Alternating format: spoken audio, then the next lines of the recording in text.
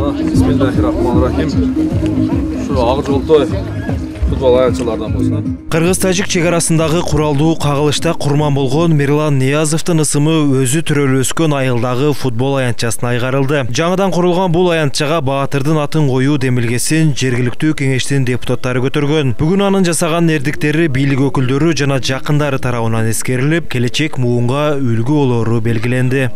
Мирлан балам төрөлгөндө эле 3-4 жашында эле мага автомат алып бериң, пистолет алып бериң деп ушундай куралдарга жакын бала болчу. Анан ошондо 5-6 жаш болуп чоңойгуча ошентип жүрдү. Анан кийин машиналарга анан танк алып бериң, мен танк айдаймын, мен танкист боломун деген ошол менин укаларым, канелерим солдат болуп кийип келген шапкелерин кийип алып чест бере берчүлү, мен командиймин деп мынтип чест бере берчүлү балам. Кызыгуусуна, ниетине жетип, батырларча курман болду. Элим, жерим деп курман болду. Мен ушу балама ыраазычылыгымды билдиремин. Жаткан жери жайлуу болсун, жаннаттан болсун, Фердаус бешинен берсин. Жогоруда белгиленгендей, жоокер жаш кезинен эле аскер кызматкери болгусу келген. Кыргызстандын бир топ аймактарында иштеп, мекенин татыктуу коргогон. Куралдаштары менен да ар дайым жакшы мамиледе болуп, башкаларга үлгү болчу. Аябай мындай мекенди сүйгөн патриот жигит болчу негизи. Күчтүү. Мекен дегенде өзүнүн айткан ичинден жан берет адам да. Негизи патриот болчу да ушу. Аскерге өтө кичинекейинен кызыккан экен апасы айткан.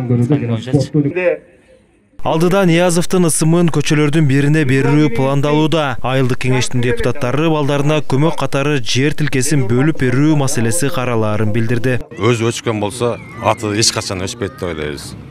Анан Кудай буйрса дагы биз өзүбүздүн пландарыбыз бар. Дагы бир эл көбөйүп, дагы көчөлөрүбүз көбөйүп атат. Ошо көчөлөрдүн биринде дагы ошо баланын атын ыйгарып бергенге өзүбүздүн максаттарыбыз бар, коюп койгонбуз да.